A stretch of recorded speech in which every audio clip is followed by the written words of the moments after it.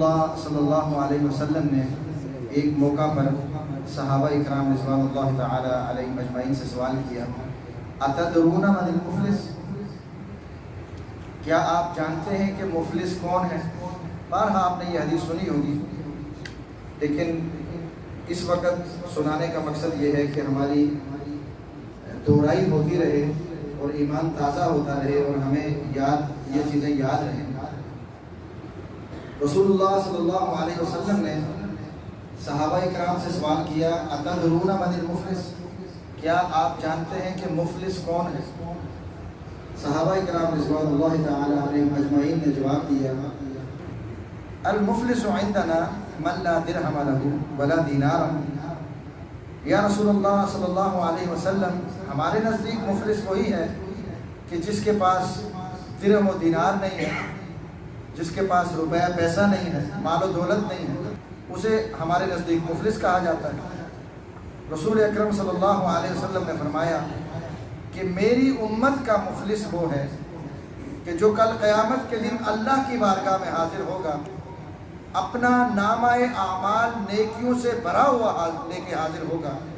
نمازیں تو بہت ہوں گی، روزے بھی بہت ہوں گے، عمرے اور حج بھی ہوں گے، نوافل کی کثیر تعداد ہوگی، کثیر سجدے ہوں گے، لیکن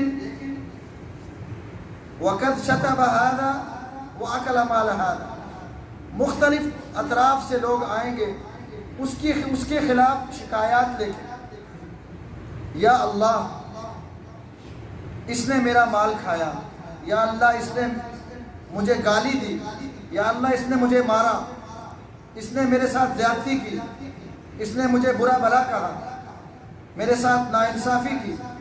یہاں دنیا میں تو ہم تعلقات کی بنا پر یا پیسہ لٹا کر یا ایک دوسرے سے تعلق بتا کر عہدے کا فائدہ اٹھا کر ہم نکل جاتے ہیں پتلی گلی سے، لیکن وہاں پر نکلنے کا کوئی راستہ نہیں۔ وہاں پر کیا ہوگا کہ جن لوگوں کو گالیاں دی، جن لوگوں کا حق کھایا، جن لوگوں کو تکلیف دی، دکھ دیا۔ ایک چھوٹی سی مثال دوں، ہم بعض دفعہ کسی کا مذاق اڑاتے ہیں اور ہم کہتے ہیں یار میں تو مذاق کر رہا تھا۔ آپ کے مذاق سے بے شک آپ حقیقتاً دل سے مذاق ہی کر رہے ہیں، لیکن اگر دوسرے کا دل دکھ رہا ہے اس کا حساب آپ کو دینا ہو۔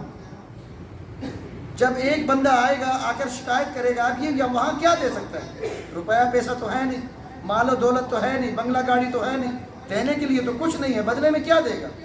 لازمی کیا ہوگا کہ اس کے جو نیکیاں ہیں اس کے پاس، اس کی نیکیاں اس بندے کو دے کے اسے راضی کیا جائے گا۔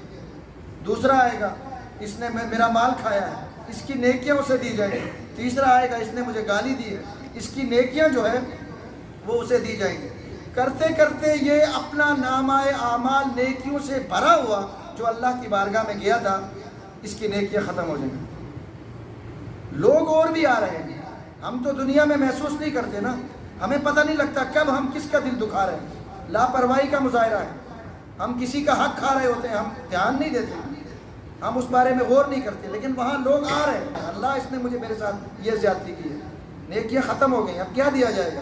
اب ان کے گناہوں کو اٹھا کر اس پر ڈال دیا جائے گا، اور آخر یہ ایسا شخص ہوگا جو دنیا سے جب اللہ کے پاس جائے گا اپنا نامہ اعمال نیکیوں سے بھرا ہوا بظاہر جنت کا مستحق نظر آئے گا، وہ اللہ کی بارگاہ میں جائے گا، اور وہاں جا کر اس کے ساتھ حال یہ ہوگا کہ وہ دوسروں کے بھی گناہ اپنے سر لے کے جہنم میں جائے گا۔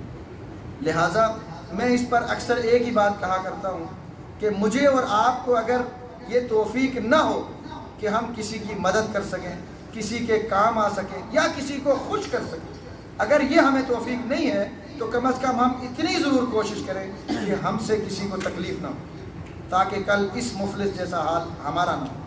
اللہ تعالی ہمیں عمل کی توفیق دے۔ وما علینا